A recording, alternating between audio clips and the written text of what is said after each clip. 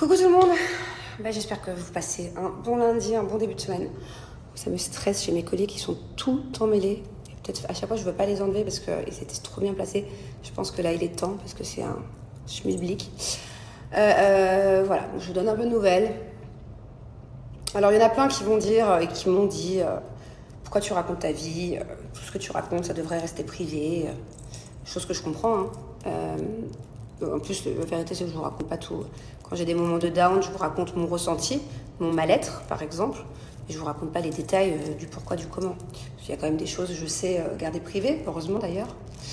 Mais voilà, comme je vous l'ai déjà dit, moi, le problème, c'est que déjà, je sais pas faire semblant, mais vraiment pour de vrai.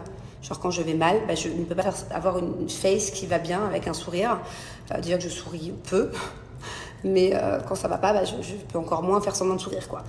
Et c'est pareil, quand j'aime pas quelqu'un, je peux pas faire semblant de bien aimer la personne, j'y arrive pas. Voilà, je n'ai pas ce don. Pour moi, c'est vraiment une qualité pour certaines personnes de pouvoir faire ça.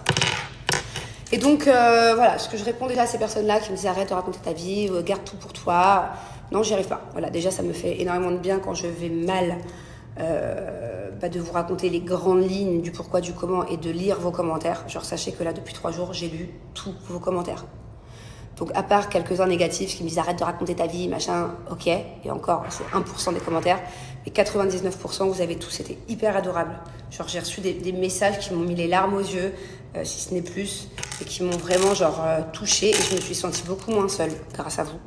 Donc, voilà, j'espère que des fois, je vous apporte aussi ça, que quand il y a des personnes qui ont des petites baisses de morale ou qui ont des doutes sur certaines choses, qu'avec mes stories, ça peut des fois vous donner un peu le sourire ou vous aider à avancer dans vos vies. Et en tout cas, moi, c'est ce que vous m'apportez, mais pour de vrai, réellement, sincèrement, de mon cœur. Donc voilà, c'est ça que je réponds du coup aux personnes qui ne comprennent pas pourquoi je raconte ma vie quand ça va pas.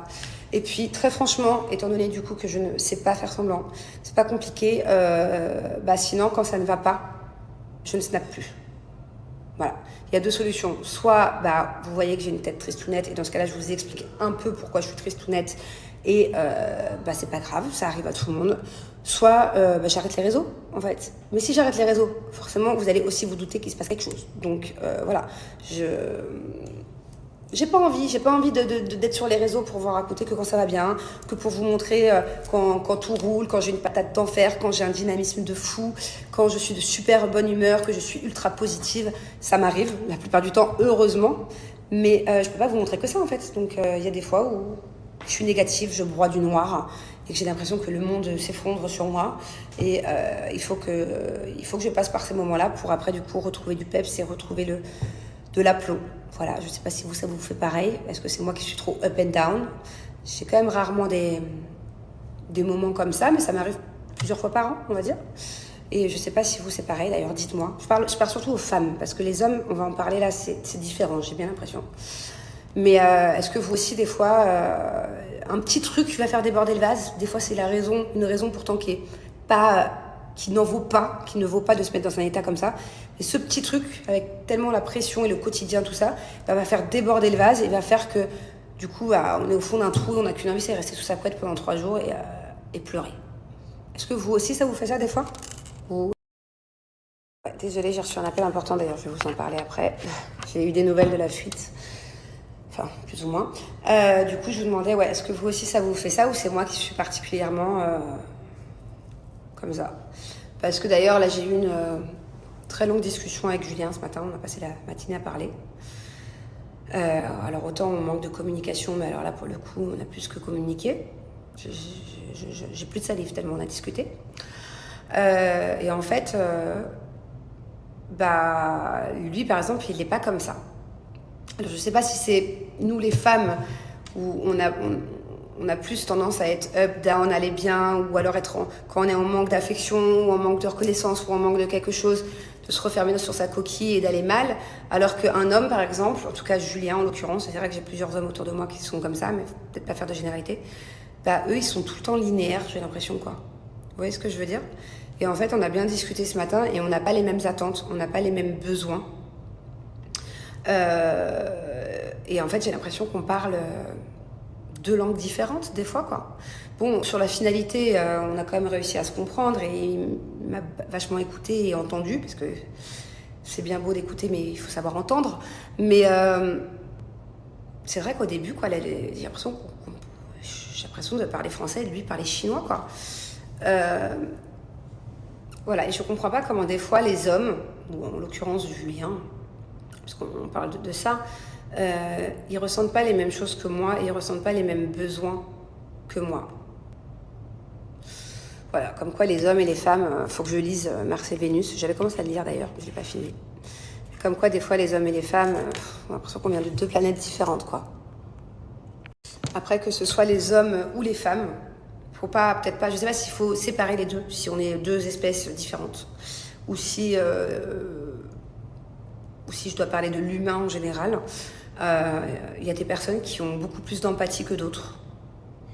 Il y a des personnes qui ont beaucoup plus de profondeur que d'autres. Il y a des personnes qui ont beaucoup plus d'émotions que d'autres. Et des fois, il faut peut-être savoir accepter que les personnes qui nous entourent, ils ne soient pas forcément pareils que nous, quoi. Qui ne ressentent pas les mêmes choses. Voilà, chaque personne a des qualités et des défauts différents. Mais ouais. Enfin voilà. Bon, en tout cas, ça va un peu mieux. De toute façon, j'ai pas le choix parce qu'aujourd'hui, j'ai énormément de choses à faire. Et j'ai pas le droit. Il faut que je retrouve vraiment mon énergie et que j'y aille tête baissée parce que là, je peux pas. Je suis en train de perdre du temps et du temps, j'en ai pas. Je vous rappelle que dans 10 jours, 15 jours max, on doit avoir quitté cette maison. Et j'ai tellement de choses à faire et à prévoir et tout ça que je peux pas me permettre de rester dans mon lit, quoi. Ça, c'est mort, c'est bon. C'était le week-end, c'était très bien. J'ai passé un dimanche pas terrible, mais là on est lundi et ça change tout. Bon, sinon, on vient de m'appeler là il y a 5 minutes, c'est ça qui nous a interrompu dans mon monologue. Donc c'était Damac, ils ont fait le tour autour de ma maison, ils ont regardé et apparemment la fuite d'eau, mais putain de facture de 5 000 € par mois. Et en fait, j'ai regardé mes factures d'eau, ça fait 5 000 € par mois depuis 2-3 mois, mais en fait ça avait déjà monté. En fait le problème est là depuis 6 mois, il doit y avoir une petite fuite qui s'est agrandie et j'avais pas forcément fait gaffe. Donc apparemment ça ne vient pas des parties communes, ça ne vient pas de la rue ou d'une pompe ou d'une pipe, on appelle ça une pipe. Ça ne vient pas d'un tuyau de leur faute, apparemment ça viendrait de ma maison. Sauf que les gens avec qui je travaille m'ont dit qu'ils avaient coupé l'arrivée d'eau et que ça ne vient pas de la maison non plus. Donc en fait ça vient d'où? Voilà. Donc en fait la bonne nouvelle c'est que ça ne vient pas d'une partie, donc il faut que je me penche sur l'autre côté. Je vais appeler un chercheur de fuite d'eau, un sourceur, un source. Vous avez compris? Mais bon, j'avance pas, quoi. Je mouline, je piétine. Alors imaginez que si j'appelle un chercheur de fuite qui débarque et qui me dit ça vient pas de chez toi, donc du coup je fais quoi? Je continue de payer 5 000 par mois et puis ça vient de nulle part en fait. C'est ma foi. Donc dernière solution, appeler un sourceur de fuite, chercheur de fuite. Et s'il me trouve rien, je pense que je vais être définitivement désespérée sur ce truc.